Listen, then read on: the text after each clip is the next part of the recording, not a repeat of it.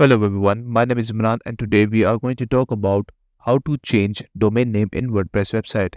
It's a simple tutorial, so let's get started. First of all, obviously you need to back up your website before you are going to change your domain name. So how you can do that? It's a very easy step. Go to plugins and search for WP Vivid and install the first one over here. Once you do that, back up your website. It's very easy, just install and click on activate. Once you do that, you might end up over here. Click on database and plus files. Click on backup now, and once you backup, you will see that under backup options and you can download that in your computer. Once you does all of that, obviously you have already purchased a new domain.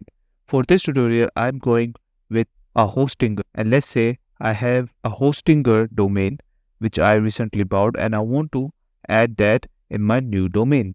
So how you can do that?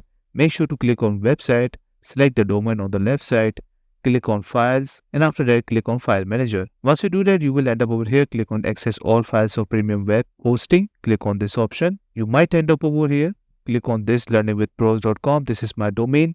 Click on public HTML. Copy all of this by clicking on Ctrl A. Once you copy all of that, and if you have a new domain, paste that into that domain section. Right now I have only one. Let's say if you have second one over here which you recently bought, you just need to paste that over there. Once you do that, now we can change domain name. How you can do that? Go to your WordPress admin, click on settings, and here you are just going to change your WordPress address and site address. Once you do that, make sure to save that at the bottom, and that's it. This is all you need to know how to change domain name in WordPress website. I hope you like this video. Please subscribe. Bye bye and take care.